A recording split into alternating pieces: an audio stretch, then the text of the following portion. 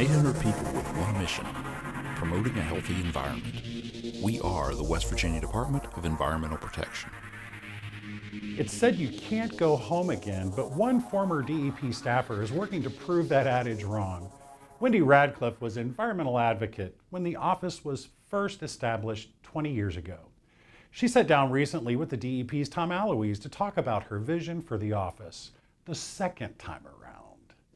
And I'm excited because to be coming back to the office with more information about the agency, I think a good understanding of the dedicated people that work here, as well as having, worked in the field of outside of government.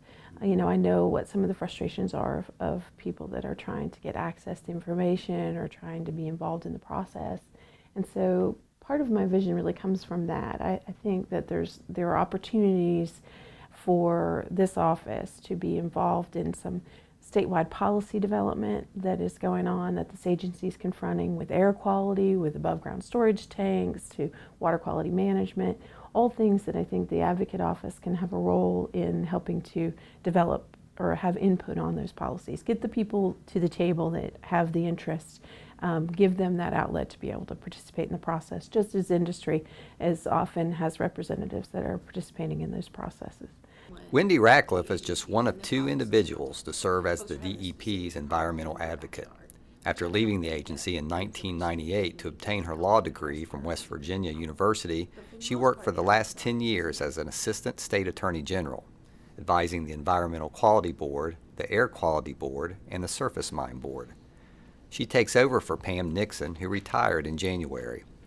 She says one of her first projects is improving access to public information at DEP. One way we want to do that is to do a couple workshops around the state on how to use and utilize the information that we have on the web page for the DEP. Really just kind of set it up. We're looking at setting it up at college campuses where there may be computer labs where we can actually have the people sit and work on the computer while someone is leading them through that process, so they can see what kind of databases we have on the website, what kind of information they can have about the status of the environment, the state of the environment, as well as inquiries that they can make, how to sign up for lists where they can be informed of projects that are being developed by the DEP, all those kind of things that we would like to do and make clearer.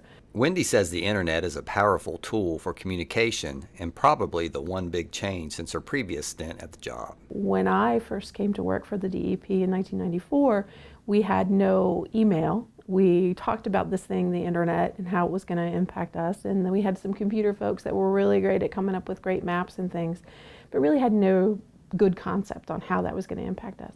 Now, of course, coming back, you have instant access to all this information. But that's not the only change. I think that we are a much more polarized state on some issues.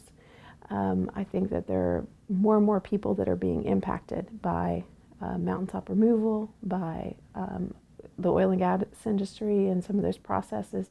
I think we're reaching the level of where the things that can be regulated by the agency are being regulated, but there are things that are impacting people daily that are not necessarily, we have regulations to be able to help them. And so I think there's a level of frustration that people feel, and an obvious target for that tends to be the agency that regulates those industries. And a lot of people don't understand that we may not have had laws passed yet, that the agency is only capable of doing so much, but they also feel like at times that some of the enforcement of some of those provisions or reviews of those permits may not be really thinking and looking out for their best interests in that. So I think that what I'm seeing right now is that there is this polarization of organizations, of people that are willing to work with the agency and those that are not.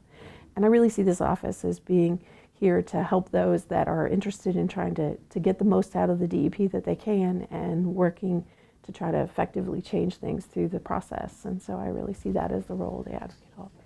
And it's a role she says she's excited to be a part of. In Charleston, I'm Tom Aloise for Environment Matters.